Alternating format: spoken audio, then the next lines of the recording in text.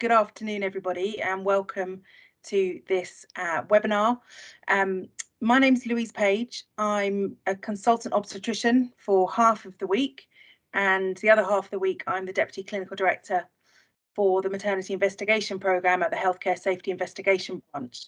And I'm going to be chairing the webinar this afternoon. We really do have a perinatal audience, so we've got a mixture of neonatal, obstetric consultants and other doctors. We've got midwives, we've got nurses and ANMPs, as well as infant feeding leads, palliative care, bereavement nurses, paramedics, pharmacists, physiotherapists, educators.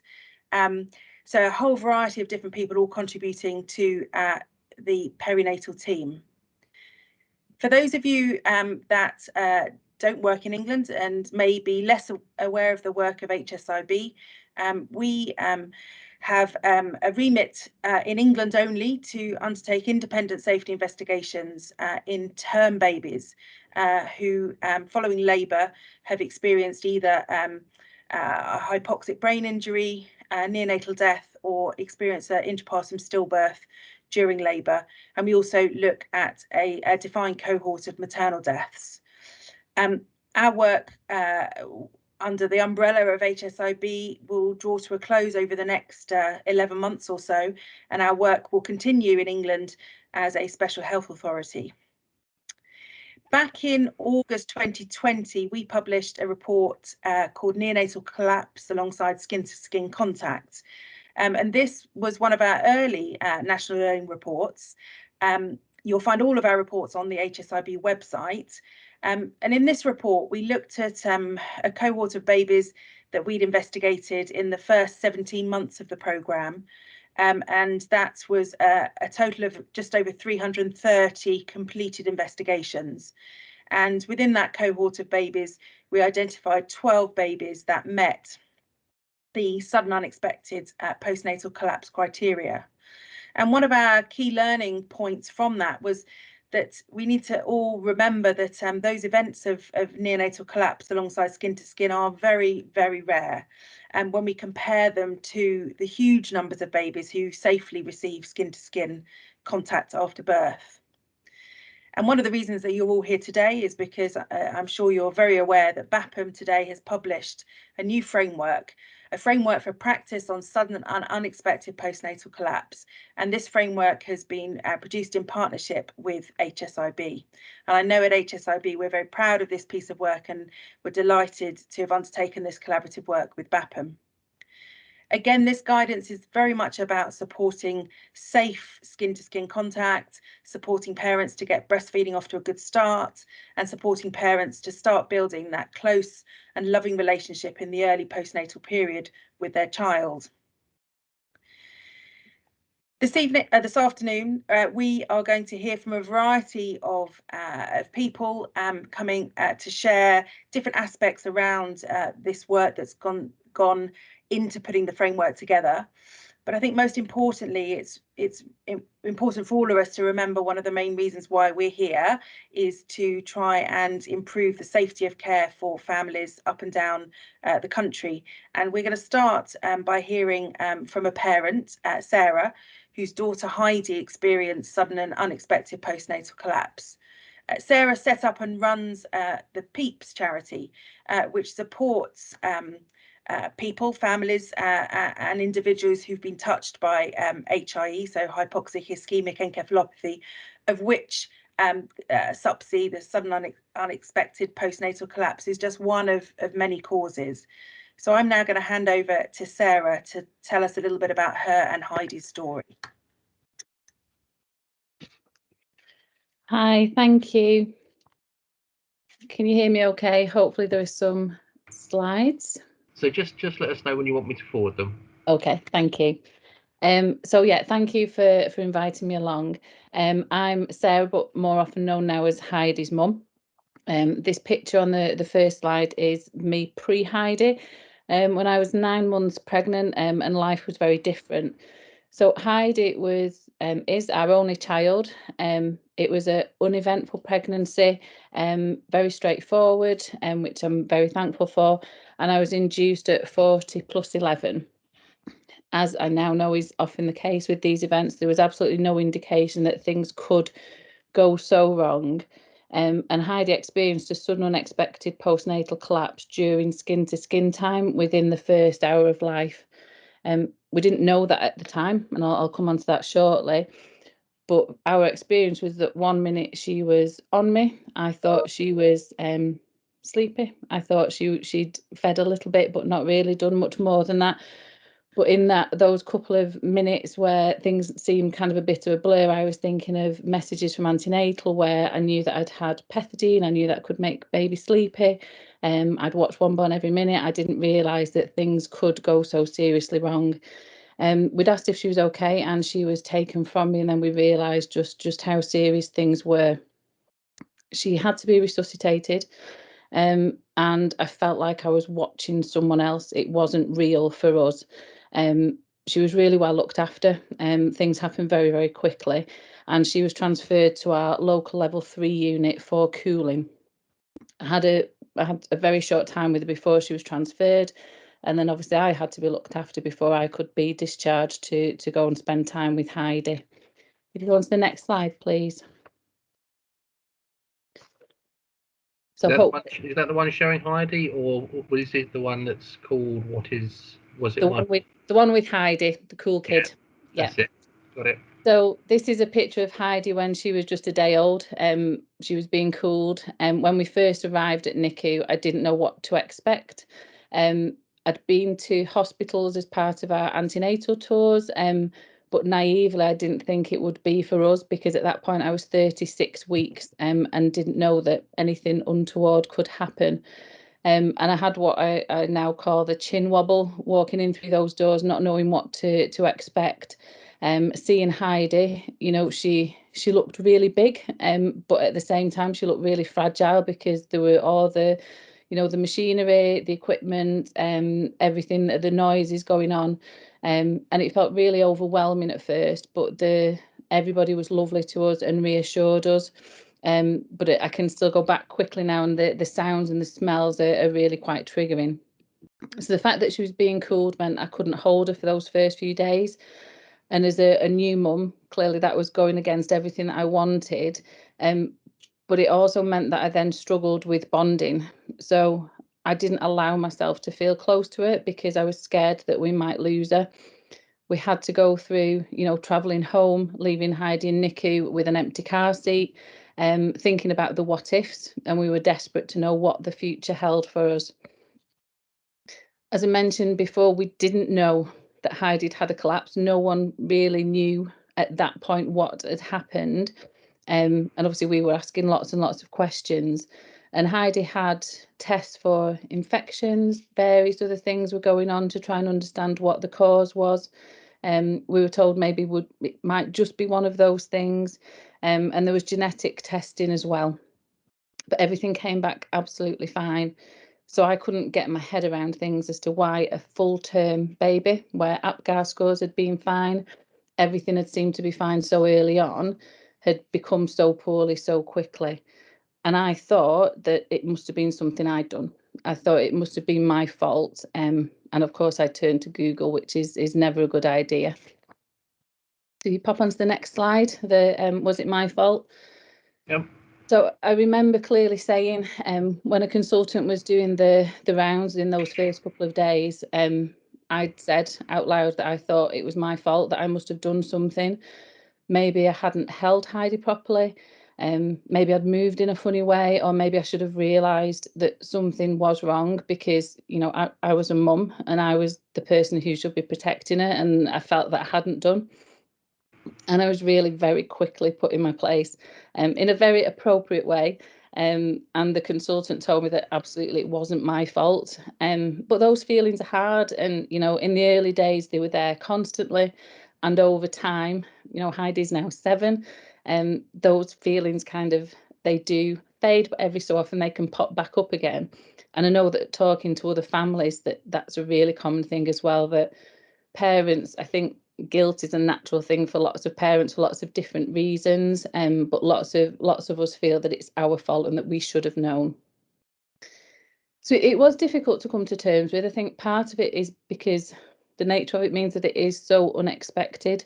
Nothing was mentioned in antenatal about how things might not go to plan.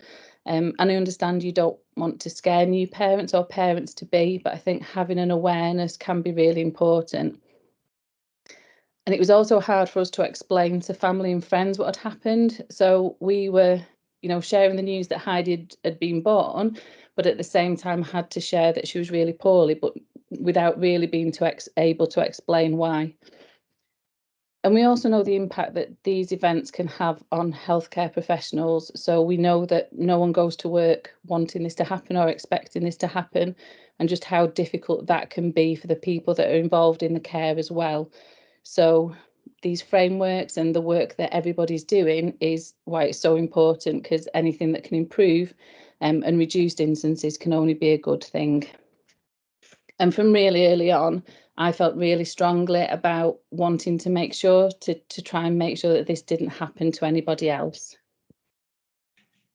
The next slide, please. Okay. So this is from the outside looking in, and I just put this in to show that the different emotions that I felt, and I know that lots of families feel, that you can have two emotions at the same time, even though they might seem to be conflicting.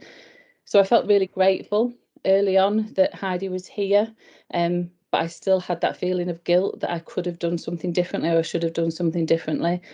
I felt happy. There were some times that things happened that were quite funny, but then I felt bad for laughing because we were in a hospital setting and maybe we shouldn't have done that. And there are some similarities, even though people have different experiences. And I put on there that I felt judged, but I know that absolutely I wasn't judged. We were really supported. People trying to normalise having a baby and congratulate us. And we really felt held and supported through our neonatal journey. And then the last slide, this is us now. So this is Heidi as a rather sassy 7-year-old. We're very grateful for the care and support that we received. On paper, yes, she has severe injuries, a long list of medical extras, but she is happy and she's loved.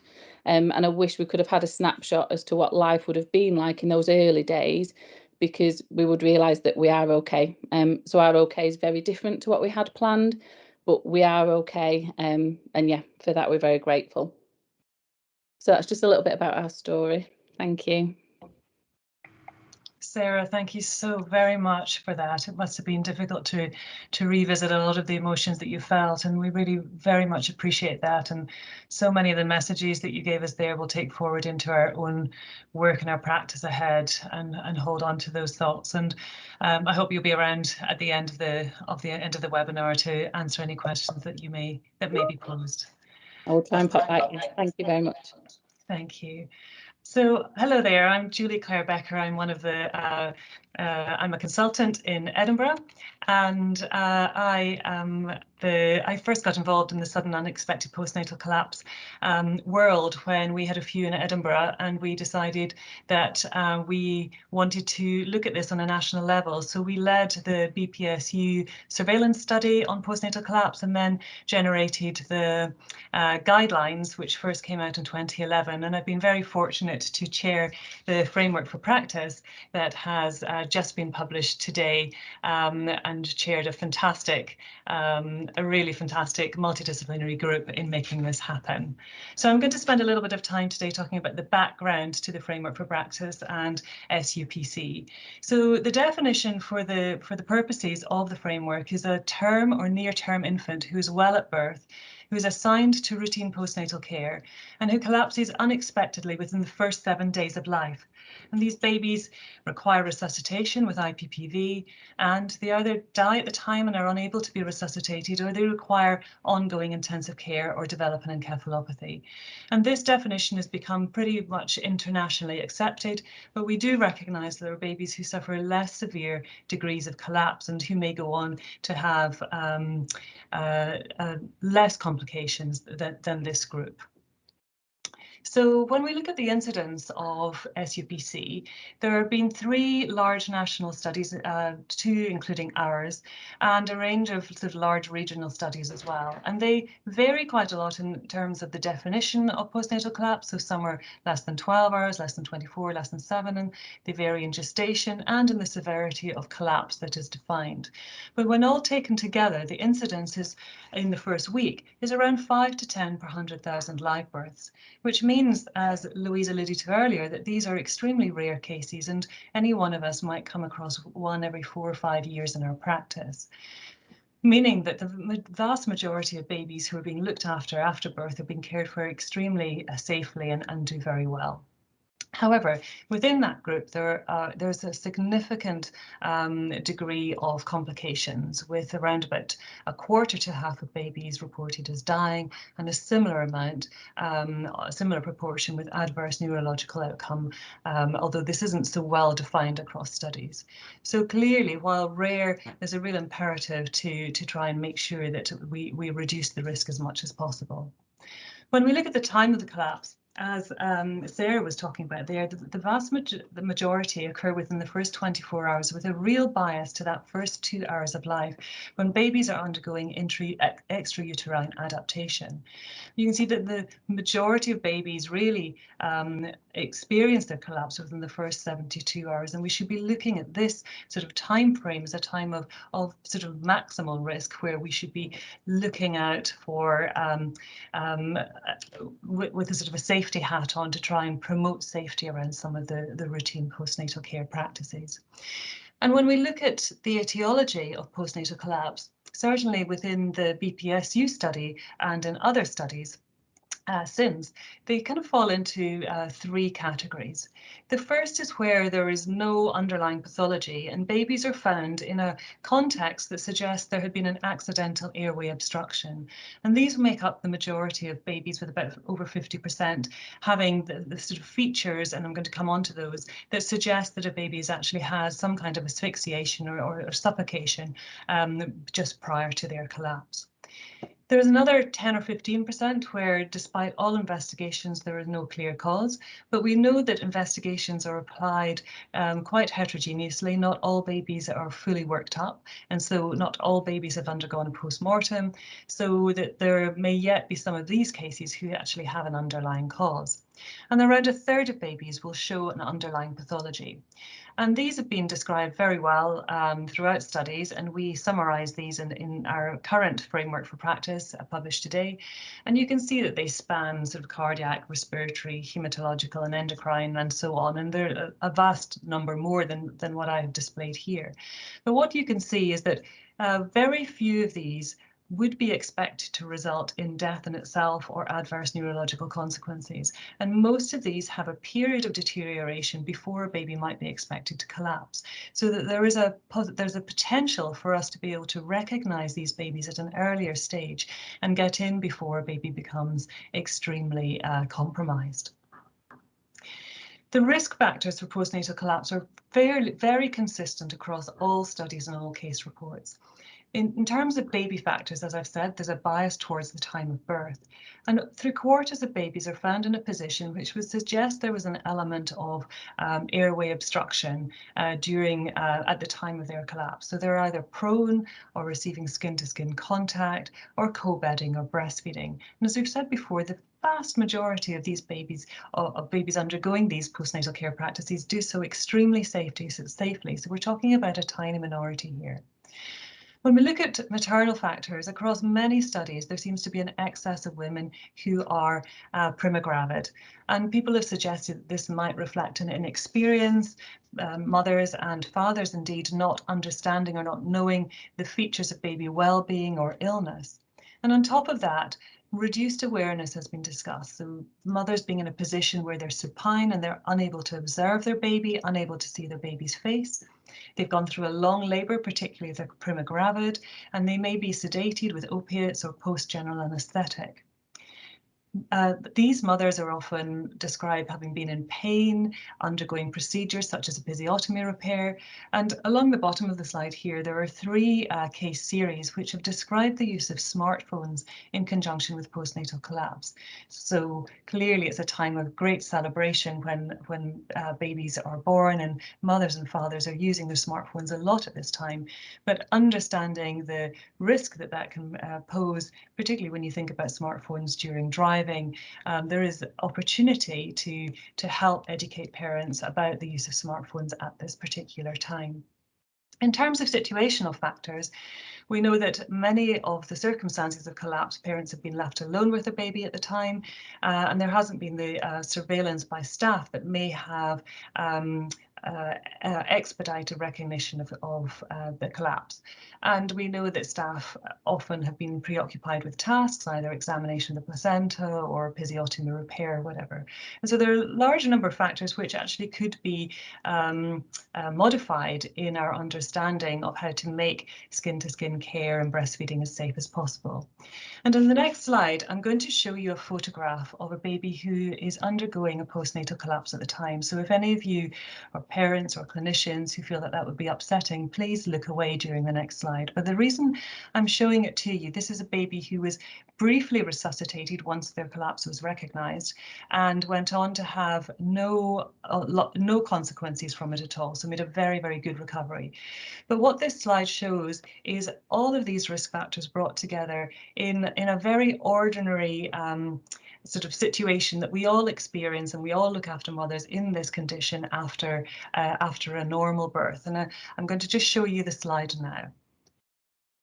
So here we have a baby. The permission is being given for us to show this slide by the parents and through the Swiss Society of Neonatology, where the picture first appeared in 2010. And you can see the baby here on top of the mother's chest and looking very blue and mottled and rather lifeless. And there's some key things to note here. One is the baby's position. The baby is prone on the mother. The airway is completely occluded, so there is no ability to see the nose and the mouth are not patent here. The mother is in episiotomy position, so is lying supine, and she's been distracted by the procedure that is happening down below with the staff there as well. This mother was a primogravid, and I think one of the really salient features of this here is that this mother is completely unaware of what's going on. She cannot see her baby's face, and you can just see her face here in the corner of the picture. She's smiling at her baby and stroking her baby really tenderly and completely unaware that her baby is in a state of collapse. Now, who's taking the photograph? The father is taking the photograph, and you can see that he also does not know that his baby is in such terrible state and so compromised. And the staff are not up this end of the bed; they're down the other end of the bed, and also seeing, also unaware of what's going on. And so when we look forward and look ahead at what we can provide for support to staff, and I'm moving on next to the next slide, we can help to improve staff improve safety around the routine postnatal practices by providing guidance and frameworks that staff can operate around so that they can be empowered to provide the skin-to-skin care, the bonding experience, the positive practice of breastfeeding to make sure that that's as safe as possible. And we can also help staff to improve recognition of babies who've got underlying conditions so that their early deterioration can be identified really quickly. So Louise already spoke about the HSIB report, and from the 12 babies who experienced a postnatal collapse, there were recommendations based on themes. And these were that well babies with normal APGAR scores can be placed skin to skin with their mother, but that APGAR scores should be attributed using close observation. That observation of the baby and mother should continue through the first hour to 2 hours of birth until baby and mum are well, and that that level of vigilance can be stepped down. In undertaking skin-to-skin contact, mothers should be semi-recumbent, or at least so that they're able to view their baby's face. And the baby's position should avoid occlusion of the airway, and this is very much part of UNICEF Baby Friendly initiative. Importantly, staff should be able to enable parents to recognise a change in the baby so they can recognise illness and wellness and that they should listen to parents and respond to concerns immediately. When considering other risk factors around skin-to-skin contact, thinking about medicines that might make mothers drowsy and other risk factors such as maternal BMI or the ability of staff to actually provide additional surveillance if mum is unable to look after her baby herself. And so with HSIB, I'm very glad that we have been able to work together on revising the guidelines that were first issued in 2011, which were essentially just investigatory guidelines at the time. And we've developed the framework for practice, just launched today, that incorporates a risk reduction pathway that I know the team are going to be talking about very shortly, along with investigation of postnatal collapse, and we've extended that area, and management of the baby with consideration of therapeutic hypothermia. And I'm going to close there and let Louise introduce Esther, who's been a key part of our team over the last year. Thank you very much. Lovely, thank you very much, Julie-Clare. We're now going to hear from, firstly, Francesca Entwistle, who's the Deputy Director of UNICEF UK Baby Friendly Initiative and a midwifery lecturer, and also from Esther Tiley, who's an infant feeding lead midwife in Bedford. And they're going to share with us about the key points of the prevention pathway. Thank you very much. Okay, hopefully you can see my slides. Okay. So being part of this group has been fantastic, actually. It's such a collaborative piece of work, and we were tasked as a subgroup of the main group to look at the recommendations about a risk reduction pathway. And we were lucky enough to have Sarah on our group as well as a parent to help us get this right. A membership from HSIB, consultant midwives, myself from UNICEF UK, and Esther as a clinician who's going to talk after myself. So the recommendations then we looked at for the pathway were about implementing ongoing effective surveillance of mother and baby in the hours and early days after birth, development of the pathway itself, which took into account what specific staff and parental education programs were going to be needed, and very importantly, how in the future we're going to audit them and evaluate them to ensure that they're right. We looked at the evidence around skin-to-skin contact, which is overwhelming that it should be offered for the benefits of skin-to-skin to all babies, irrespective of the feeding method. And therefore, we must have guidelines and processes in place to ensure that that is as safe as possible. So we had some principles that we were working towards to try and reduce some of those modifiable risks and to address them. Parents of babies who'd experienced SUPC told us that they wished they'd known more. That's what Sarah said in her presentation just now. She wished she'd known. Staff told us that they needed to make sure that they could stay with the family and that staffing levels are really important. And we know at the moment that staffing levels aren't always ideal. So we need to keep that in mind and delegate the responsibility of looking after that family if the person in the room is distracted to doing something else. The education needs to be developed to ensure that it's consistent and evidence-based, and that messaging on how to support safe skin-to-skin contact needs to be clear, easy to understand, and easy to remember. So this is the pathway, and I'm just going to take you through the key points on. And we've developed some mnemonics, and the first one I'll talk about is be prepared. So the mother's journey starts when she's pregnant, and so we need to prepare parents about what to do in the transition to motherhood and how they can keep their baby safe. Initially then, there needs to be an effective conversation with the mother about connecting with her baby, getting to know her baby, how to enable skin-to-skin contact, the value of it, and how to position the baby safely, how to get breastfeeding off to a good start, and how to support those parents observe and recognise that their baby's well, Alongside that, and in the early days and weeks, we need to also continue to think about safe sleep messages, because babies don't just, SUPC doesn't just happen in skin to skin, it also may happen in the cot or in other sleep places. We also need to recognise when help is needed and how to call for assistance. So care immediately after birth. Julie-Clare set out beautifully some of those observations that we're looking at, but just to reiterate, we need to continue the APGAR score. We need to think about the position of the mother at around 45 degrees or semi-recumbent. And when the baby's in skin-to-skin contact, ensure that their head is turned to the side, that their chin is not on their chest, that the mother can see the baby's face, the baby's nose is not pressed against any maternal body parts, and that the baby's legs are flexed. We then need to observe the baby and mother in an ongoing way.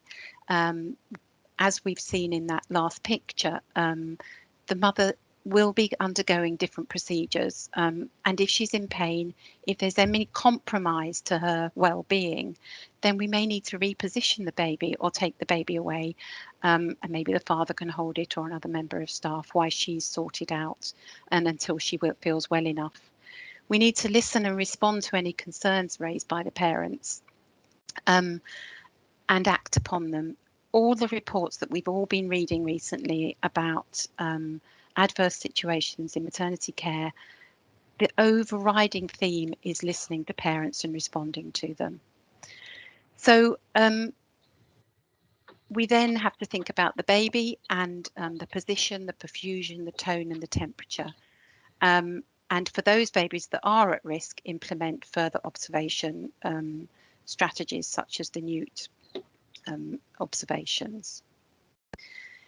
There's one other part of the equation, of course, and that's being supportive and observant of the environment. So it's the staff's responsibility then to have a high situational awareness, including looking at lighting and helping parents to be attentive to their baby's needs and not be distracted.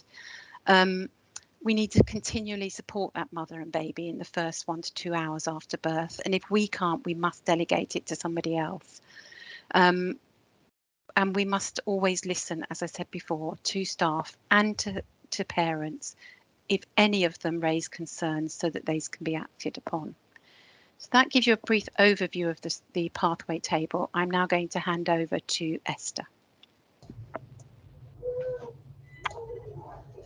Thank you, Francesca. So the important thing is staff education. Without the staff having knowledge in the first place, we're not going to be successful in ensuring that we are aware of the risks and how to potentially reduce them. So if Francesca, if you can move on to the next slide for me.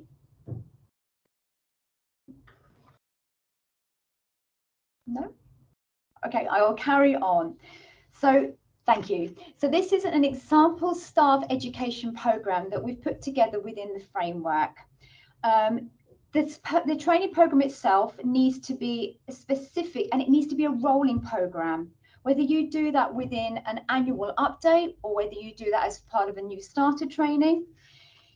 We know that the principles are there to raise the awareness of safe care in relation to reducing the risk of sudden and unexpected postnatal collapse. And this is based on the Health Select Committee's requirement for learning from patient safety incidences.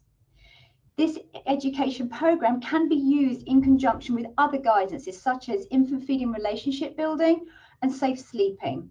And as we said, there is a sample example of the education program within the framework, and that's within Appendix 1. We've broken it down into 7 key parts. A lot of this is we have shared already, but it's just focusing initially on the fact that we have to share why skin-to-skin contact is important. We are aware that infants suffering a sudden and unexpected postnatal collapse, and albeit that rare, largely fall into the 2 categories, which Julie-Clare was sharing with us earlier on. And one of those is being accidental asphyxiation secondary to airway obstruction. Therefore, while staff need to understand that skin to skin is important, and we know all the basics, so we know that it's great for thermoregulation, we know that it calms mother, it calms the baby, we know that it can also control baby's heart rate and breathing. It's a fantastic place for mummies and babies to meet each other and say hello for the first time. A great start to breastfeeding if that's what they choose to do. And also enables colonization of the baby's skin whilst from the mother's microbiome whilst having that stimulation. But, and this leads on to part 2, we must ensure that time is taken to explain how to facilitate skin to skin safely. We saw that image of that baby that's undergoing that sudden and unexpected postnatal collapse at that time. And that is not an image that we haven't seen, I'm sure, before, and it can be so easily done. So we need to ensure that staff are aware that the importance is having that mother in that semi-recumbent position. So therefore consider, if we want to do skin to skin in a theatre environment, look at the logistics of whether that is a safe thing at that time for mother and baby. We want to ensure that the baby is not lying fully prone, positioning the baby so that its face is turned to the side, ensuring that its chin is not pushed down on its chest and the nose is free from maternal body parts, and that actually if we had the face visible to the mother. Part 3 talks a little bit about the ongoing effective observation and assessment of the mother. We know that midwives at delivery will undertake a full assessment of that situation at that time, whether it be undertaking an APGAR score or just risk assessing how the mother's condition is at that time. And they will then utilise appropriate care plans as appropriate. But the expectation now is that staff will apply the knowledge that they have around sudden unexpected postnatal collapse to the care that they already provide on a day-to-day basis. It's ensuring that there is effective observation and assessment, ensuring that the mother's vital signs and level of consciousness is observed throughout her period of skin-to-skin contact. As Francesca and both Julie-Clare have shared about her awareness, her pain level, etc. Is she distracted? Because we know that women that are in pain, mothers that are in pain, may not be able to hold their baby safely. Is she under the influence of some analgesia or medication, therefore, that's affected her level of consciousness? Is it appropriate to actually have skin to skin at that time? Can it be done so safely? And if it's felt that no, then having that conversation later. But if it is felt that yes, let's have skin on skin, can we make sure that there is somebody that can also observe that baby, be it a staff member or a family member who's with her at that time? Ensuring effective observation of the baby. So we know that babies should be continued to be observed regardless of whether they're skin to skin or whether they are in a cot. We can't stress enough about the position of the baby, and we want to make sure that the airway is clear and being maintained. Can we listen to the sounds of the baby's breathing? Is the baby making unusual sounds or no sound at all? Is their chest moving if we're in a position to see that? Look at the perfusion of the baby. Look at the entire body. Look at their tone. They should not be limp or unresponsive. And also look at the baby being kept warm. Think about the environment. Very often recovery environments after theatre can be very chilled. So do we need to just put some warm towels over mother and baby? Part 5 talks on about the assessment of the environment, and this is quite important. We know that staff need to try and maintain, or should maintain, a high level of situational awareness in relation to the provision of care they're delivering and to the environment. We know the mother must be continually supported with the care of the baby, whilst either through the help of a family member or partner or staff, at least within the first 2 hours of life, or until her and her baby exhibit no concerns. If we have concerns, we don't leave them alone. We need to ensure that any observation and assessment can be undertaken with adequate lighting. And if at any point staff are unable to easily and adequately monitor the mother and baby's condition, this has to be escalated. And if appropriate, additional staff members utilised to support. So the final part of which is part 6 and 7 talks about information. Sarah shared her very powerful story with her. And we've worked at the very beginning of this webinar. And we've worked alongside other parents whose infants had experienced a sudden unexpected postnatal collapse. And they share that they wish they had knew more about it before they'd had their baby and were aware of what to look out for. Therefore, we have a professional duty to ensure that we support and provide that information to parents during the antenatal and again in the postnatal period. That framework that we produce can easily be incorporated into existing antenatal care and antenatal parental education classes. The parents need to be aware of the value of and how to facilitate safe skin to skin, and how to maintain, and the importance of maintaining the baby's airway, irrespective of their chosen method. They also must be supported to recognise when the baby is well or showing signs of baby being unwell. Parents must be empowered to become partners in care and having confidence to raise concerns when they feel that help is needed, and knowing that they will be listened to and action will be taken immediately to any concerns raised. So if you move on to the next slide for me. Thank you.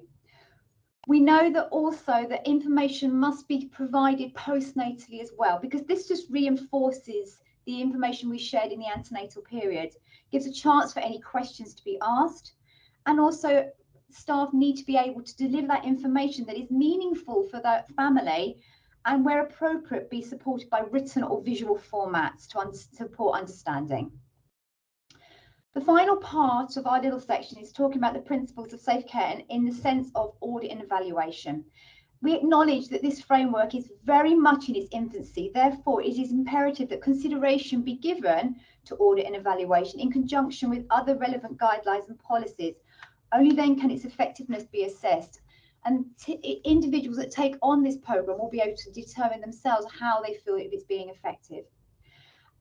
As Francesca shared, and if we can move on to the last slides if that's possible, Francesca, 12 and 13, we have included some mnemonics which PIT staff may find helpful when they're providing education, so that they can be used either as an individual or collectively. So the two that we put together is the PSO, which stands for Prepare, Support and Observe, or MBE, so Mother, Baby and Environment. Within the actual framework pathway, we've utilised both of those. So you've got your headings being Prepare, Support and Observe, as Francesca shared, and then within that you have subheadings of Mother, Baby and Environment. Thank you very much.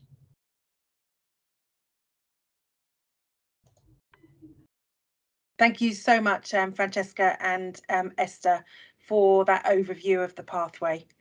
And now we're going to move on to, it's a pre-record that Rachel Walsh, who's a clinical fellow with NHS Resolution, has pre-recorded for us. I'm hoping that Rachel is going to be able to join us for the Q&A, but we're now going to hear from her around the investigation and management of a baby after SUPC. So thank you very much, Rachel, for recording this session for us. Good afternoon. Thank you to Sarah for sharing your experiences, and to Francesca and Esther for outlining the risk reduction pathway. We believe that this will help to make the postnatal period as safe as possible. Unfortunately, even when we take all possible steps to reduce the risk, some babies will still experience sudden and unexpected postnatal collapse. So in this section of the framework, we've outlined the approaches to managing and investigating infants after such an event. So this pathway is divided into 7 steps: the immediate action, the early detailed assessment, monitoring after the collapse, investigation into the causes, ongoing medical management, reporting and review, and then discharge and follow-up. So over the next 10 minutes or so, I'm just going to take us through each of those steps. So we'll start with the immediate action. And so the approach to this is really no different to any other unwell baby, and hinges around NLS algorithms and providing basic research. There is a focus on calling for help early, because it's likely that these babies will have collapsed in an environment where resuscitation doesn't usually take place. So whether that be placing an early call for an ambulance at home or requesting additional medical help for the postnatal ward. We've also included a note about IV access, again because these babies may be hours or days old, so umbilical access may not be as straightforward as if it was around the time of birth, and it might be necessary to consider IO access earlier than usual if the baby's periphery shut down. Another point is supporting parents who are likely to be present at the resuscitation, and it's likely that the baby will have collapsed in their care, which presents complex additional stresses. So paying particular attention to the parents and having to explain what's happening if that's possible. And then finally, undertaking some basic testing during resuscitation if possible as well, such as a blood sugar or blood gas, just to identify abnormal parameters that can be treated promptly at that time. So following the initial resuscitation, once stability has been achieved, we need to start on gathering a detailed assessment. And it's possible that that might need to be done in stages, depending on the situation with the baby, the ward environment, and how the parents are at that time. But it will include full history and examination. And it can also be really useful to review any videos or photographs that parents have taken leading up to the time of collapse, because then there might be important signs or symptoms that we can see in those. In Appendix 3 of the framework, we've included a recommended data set, so a pro forma that teams can use to gather the full history. And that can be quite useful if the history is staggered as well, because we can fill in the basics early and then come back to it and add other information as and when it becomes available. So that's there in Appendix 3. And then the next step will be deciding on the observations and monitoring post-collapse. And that could be anything from remaining on the postnatal ward with mum to being transferred out to an ITU if needed. And that will be a decision taken by a senior clinician, and it will depend really on the circumstances of the collapse, the extent of the resuscitation, and the likelihood of ongoing problems, as well as where the baby is at that time. And then moving on to the ongoing medical management, and that's really going to depend on the clinical status of the baby and the specifics of their presentation. So we've not dictated anything particular in the framework, but it is based on system support. So again, could include anything from feeding support to ventilation, inotrope, and other intensive treatment. The majority of babies will be treated for infection as a minimum, so that's bacteria plus or minus viral cover. And one thing that we are aware of is regarding the reviewing of maternal microbiology. So making sure at this point that there's no antenatal results that have been overlooked or that weren't previously available that might influence the treatment at this time. And then coming back to parents again, during the initial stages and then the ongoing medical management, we need to really think about these parents. As unexpected as these collapses are for us as medical professionals, it's even more unexpected and devastating for parents who not so long ago had a healthy newborn.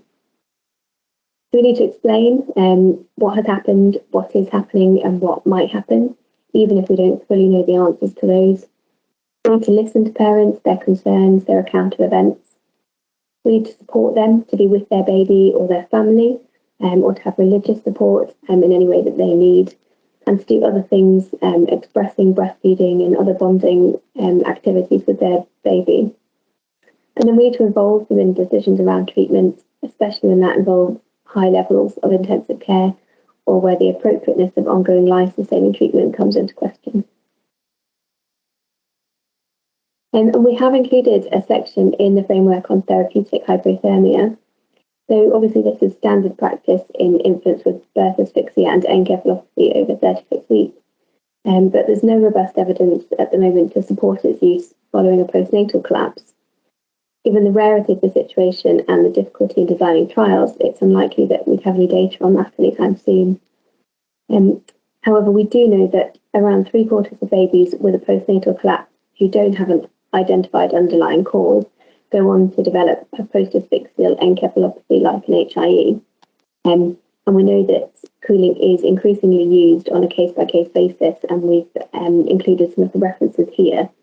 And there are variable outcomes, but some of these are favourable.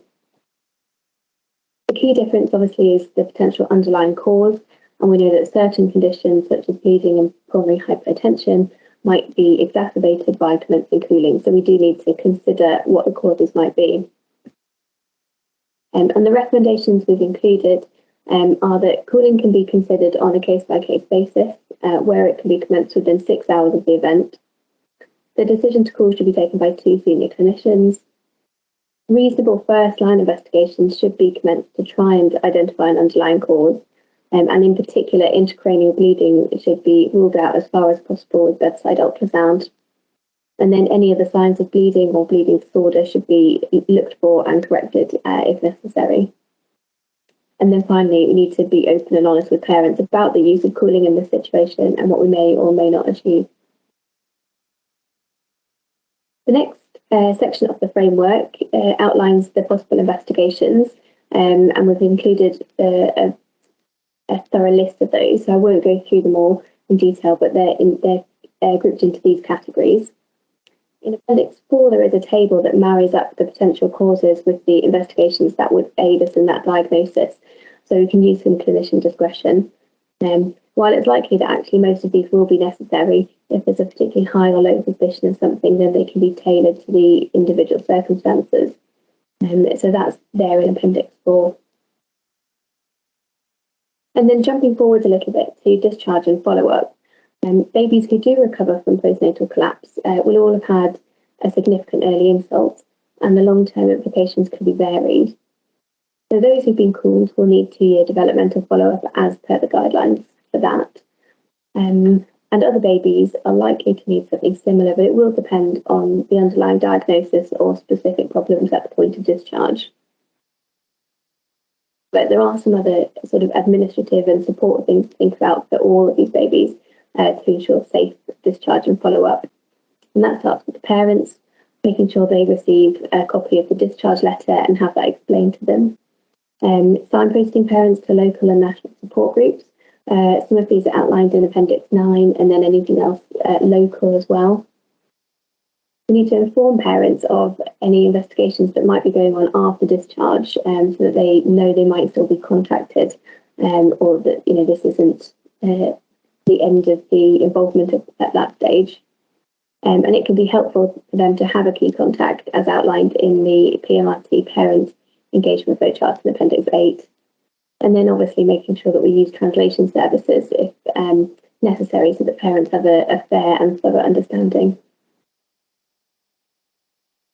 We've also suggested offering verbal and written information on safety, not to pass judgment on the capabilities of parents, but to acknowledge the heightened anxiety and the increased risk around having been an unwell baby. So information on skin-to-skin, feeding, sleeping, and the opportunity to learn basic life support before they take their baby home. It's also important to make sure we've got joined up healthcare, so informing GP, health visitor, midwife, and if there's a CONI scheme in operation in the local area, then contacting them as well. Unfortunately, despite resuscitation and intensive medical care, around a quarter of babies who have a sudden unexplained collapse will die following this. And so we need to consider the medical, administrative and psychological management of such situations. The framework acknowledges the devastating impact to the family as well as to anyone else involved, especially when the cause remains unknown. And there are some recommendations and resources in Appendixes 1, 2 and 9 that can be used in conjunction with local pathways to support families, but also staff as well who've been involved. If the death has occurred at home following discharge, then we would follow the guidance for investigation of sudden unexplained death in infancy. But if the baby died in postnatal or neonatal care in hospital, then there are some things that are covered in the framework. And one of those is the possibility of gathering some samples after death but before post-mortem to increase their chance of usefulness, particularly if there hasn't been the opportunity to obtain any samples while the baby was alive. The decisions regarding this will usually be guided by the pathology department and the coroner. And the samples have to be taken in a specific place. So again, usually the baby would be transferred to the pathology department for that. And some of the details for that are included in the framework as well. Every death from a sudden unexpected postnatal collapse where the cause is not known must be notified to the coroner's office by law. And it's really important that we emphasise to parents the routine nature of that referral and the fact that it will delay us in being able to issue a medical certificate of the cause of death, because the whole process obviously can cause distress. It's likely that the coroner will request a post-mortem, but if they don't, it's still important for us to try and establish the cause of death and speaking to parents about post-mortem. And also offering a partial post-mortem or post-mortem MRI if the parents really don't wish to have a post-mortem. Because their post-mortem findings obviously may have implications for parents in the future. And some of the suggested procedures are in Appendix 7. So finally, coming to reviewing, all cases of sudden unexpected postnatal collapse should have some sort of review, whether that be by the Child Death Review Panel, by morbidity and mortality using the PMRT tool, or internal incident reviews. And some of these will also have HSIB or NHS resolution investigations as well. And the focus of these reviews really should be on avoidable factors and making sure that any learning is disseminated appropriately, as well as talking to the parents, updating them on our findings and seeking their thoughts and concerns. And then following on from that, there should also be regular audit of any procedures that have been put in place to optimise safe care in the postnatal period, to allow individual trusts to understand their own practices and to mitigate the risks in that specific environment. That brings me to the end of the assessment, investigation and management pathway, having talked a little bit about each of those 7 steps. Hopefully that covers the main points, but we would all be very happy to answer any other questions. Lovely, thank you ever so much, Rachel, for that overview. So we're now going to have our Q&A. So if I can invite all the speakers to put their cameras back on so that we can get everyone back on the screen. And if I can invite people to raise their virtual hand, and we'll invite them to ask their question or to put their question in the chat. So whilst people are just getting warmed up with their questions, maybe I'll just start with one that maybe just a sentence from everybody. So we maybe start with you, Esther. What one piece of advice would you ask your midwifery colleagues to take away from the framework? If they could only do one thing. Talking to parents. Absolutely, talking to parents. We can do what we can, but we need their support, and we're not always going to be in the room. You know, we've identified that it's higher in the first 2 hours, but it can be up until 72 hours. This will be during the time when a lot of families will have gone home. So it's understanding, so education to parents. Lovely, thank you. Francesca? I think we've worked at UNICEF with the Lullaby Trust and BASIS on sleep messaging, and one of the key ways of trying to overcome this is keeping the messaging simple. Look at the training programme, look at the pathway. It's a lot of collaborative work's gone into this, and think about how you can audit and evaluate that as you go forward, just like we do sleep messaging, so that it becomes everybody's business and part of routine care. Right, a great message there about the need to evaluate any change in practice, etc., to see what effect it's had. That's really helpful. Thank you. And Julie-Clare? Yes, thank you. I think from a neonatal clinician perspective, I think really trying to understand the circumstances around collapse so that we can understand whether there's an underlying condition or not. And I think one of the things that came out from when we wrote the initial guidelines was that a lot of these babies who will go on to die from hypoxic ischemic encephalopathy, which was the result of their asphyxial collapse, may actually have had another pathology which led to that collapse in the first place. And because clinicians were able to say, oh, the baby died from HIE, the baby then didn't go on for post-mortem, and there was an opportunity lost to actually be able to explore any underlying conditions. So just to bear in mind that these babies may not just be a simple airway obstruction during skin to skin. There may be other very significant underlying causes that you might not find the answer to unless you actually undertake a detailed investigatory sort of survey. So questions come in the chat for Julie-Clare about the figures that you quoted for SUPC. Is sudden unexpected death in infancy in the first week of life after hospital discharge included in those numbers or not? So it's a really good question. One of the problems with the SUPC literature is that the definitions vary between surveys, and I think the BAPM definition has gone some way to help with that. But there hasn't been a re-estimation of the incidence since that BAPM definition was made. So the BPSU study was all about the first 12 hours of life, and it specifically included only those in hospital, so that it wasn't, because it was going to be much too difficult to find the ones who had actually got home at a later stage. So you're quite correct. There will probably be babies in the first week of life who collapse at home and who die at home, who will never, who don't make it into those figures. So thank you for pointing that out. Karen Patrick, you've got your hand up. Can I invite you to ask your question?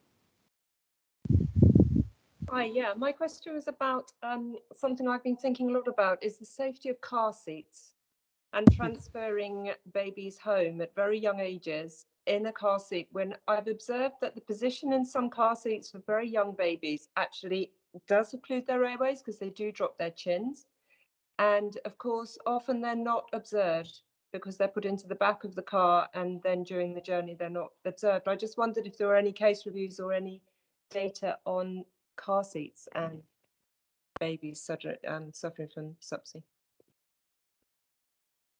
Julie-Clare, I don't know whether you are. Yeah, I can speak to that. We know this happens. We see it in our preterm population from time to time. The difficulty with doing things like car seat challenges and so on is that it's just a snapshot in time, and the midwives here will be able to speak to this in terms of educating parents about the right way to have babies in car seats, and the position of the baby, but also the position of the car seat in the car is very important. I've not come across any collapse within the published literature relating to a postnatal collapse like that reported, but it may not fall into that kind of definition where it's sort of been unexpected. I'll let Francesca answer. I think you make some really good points there, but it's also about wearing of slings as well, in any position where a baby is, looking at their observation and applying the same principles. And in the document, we have provided some, and I think BAPM's just done a review, hasn't it, on wearing of slings. And there's a very good, the TICS rule for safe baby wearing is a really good, useful guide for parents. I don't know, Esther might have something about what they do when babies are going home in a car seat. But I think the principles have got to apply wherever the baby is. I think that's one of the overriding messages, really. Is that wherever the baby is, you need to apply the same principles, that baby's airway is clear. So just to follow on from what Francesca was saying, when you have your family leaving, we do check how the baby is positioned into the car chair, and I think now information is changing. So historically, you would see babies sitting in car chairs for long periods of time. Often, we don't want to disturb the baby, we'll leave the baby in the chair, we'll just put the baby on the side. So parents are now instructed about the fact that it's for the purpose of transfer only, to move baby from that chair as quickly as possible. To be attentive, and I think a lot of parents do tend to keep an eye on the baby, but that's generally the support that we give at the moment in relation to just kind of limit the time as much as possible. Thank you. Some very astute comments around the balancing of medicalisation of birth and ensuring safe care, and about staffing and the difficulties that we're all facing working in maternity services at the moment with staffing challenges. Julie-Clare, a question that's come in just about some clarification around the cooling. I hope, Wendy, I'm interpreting your question correctly, about for babies who've gone home and then have collapsed at home, whether cooling would be considered, even though actually it may be a relatively short period. A baby may go home quite quickly after birth compared to a baby that maybe stays on the postnatal ward for 48 hours if the mother gives birth by cesarean, for example. So is there consideration, is there a time limit for consideration of cooling? So it's a really good question, and clearly all of the caveats that Rachel has put forward about making sure that there is no other underlying pathology is important, and we're certainly not recommending that cooling ought to happen, but it may, it's absolutely fine to consider that, and it may be of benefit if there is just an asphyxial collapse. As you know, that cooling is time critical to be applied within 6 hours of an asphyxial insult, with that asphyxial insult usually occurring during labour, at the end of labour. In the case of postnatal collapse, it would be 6 hours from the postnatal collapse, not from 6 hours from birth. So if that was to be the case, it would be reasonable then, if there were no other contraindications, to consider cooling within 6 hours of the collapse. Lovely, thank you. And another question, which I think I'm going to direct again to you, Julie-Clare. A question just about safeguarding concerns and how they might be best addressed. The particular question talks about if the event is not witnessed by a member of the clinical team. So just some thoughts about what would be the best way to consider those elements. Yes, I think that was a circumstance that we thought of a lot, particularly within the first set of guidelines as well. And I think with the huge wealth of literature out there now about these babies in case series, that it would be extremely rare for there to be safeguarding issues within the first couple of days of life that would result in a postnatal collapse. Usually these situations arise once babies go home. And but yes, I think you have to be very aware when you're taking your clinical data set. And I saw a question there about having to take it, having to fill in a full data set, and that doesn't have to happen. It can just be used as a reference for sure. No one wants to duplicate information, but by using the fields in that data set, you'll be more likely to get an understanding of whether there really were any safeguarding issues, or whether this seemed like a very typical just sudden unexpected postnatal collapse. Thank you. Esther, can I direct this question to you about recommended temperature for birthing rooms or birthing environments, and about I think the question sort of asking about hypothermia of a newborn and how that might contribute, and what's the rate of compliance with recommended temperatures for birthing environments. So I can answer some of that, and some of it I don't have that knowledge about, so I do apologise. More and more units now are having to record the temperature of the room at delivery to ensure we want an environment where the room is warm enough for the baby to be kept safe during skin-on-skin contact, but also comfortable enough for a mother that has just birthed her child. A lot of the time we will see that babies that are in a recovery position, so recovery area, so post cesarean section or any scenario where a mother has had to go to theatre, it's that environment where you tend to see your colder babies. The introduction of some sort of thermo blanket may be helpful, so little mattresses that get placed into the cot if you anticipate that is going to be a sensible option. Again, it's looking at the environment. So if we're going to preempt the room is colder, it's having those warm towels ready. We know that babies that are cold will slow everything down. So the respiratory rate may change, their heart rate will change, because they almost go into sort of that survival mode. We know then that also with a low temperature, the consequent of that may also then be a low blood sugar. So you start a whole different level of problems. So that's why the recommendation is in relation to maintaining a temperature that is comfortable. I'm afraid off the top of my head, I'm unable to answer what the most appropriate room temperature would be at a delivery environment. So for that, it's a partial answer. So for that, I'm sorry, but I don't know if any of my colleagues would have a little bit more information. Well, Francesca's put her hand up, so I don't know whether she can answer that point or another, but Francesca. I don't know the ideal temperature of a room, but I think it's just to remind everybody that skin-to-skin contact is the best way to warm up a baby. And that thermal imaging, that beautiful thermal imaging picture of a mother's chest, and the warmest place is the bit that comes out red on that thermal imaging is just between the breasts. And so putting the baby there, drying the baby, covering the baby, and in the training program in the document, there's some details around that. and making sure the baby hasn't got any heat that can be lost inadvertently. I just think about some people are raising questions about staffing levels. We're very, very aware of the challenges that maternity services are facing at the moment, and I don't think it can be underestimated, both with the pandemic, with the Ockenden review, and everything you're being asked to do. It's not easy out there, and I think that's why the messaging has to be really easy, and we have to find it in ourselves to ensure that, like say sleep, we apply these principles just because that's what we do, not because we have to think about it too much. So hopefully this framework is going to help build that.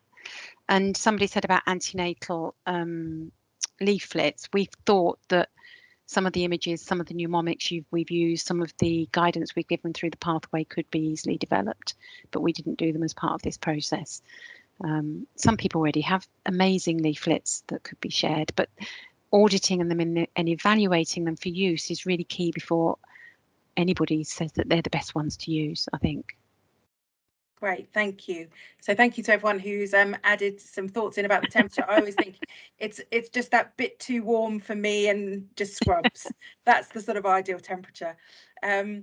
So I'm going to draw the Q&A to a close as we're coming up to the end of the webinar. Thank you all so much for attending and your participation. We've had over 400 people attend, which is amazing. And thank you again to all of our speakers for participating and for sharing the framework with us all. And the framework is available now on the BAPM website, and the recording of this webinar will also be available there. So thank you to everyone who hasn't presented today but contributed to the framework, and also to those of you that provided stakeholder feedback. I'm sure all of us will agree that was very useful in refining the document. As mentioned, please do check out the HSIB website. Our reports are all available there, the national learning reports that we have written. And a final reminder, if you're not a member of BAPM, please do think about joining.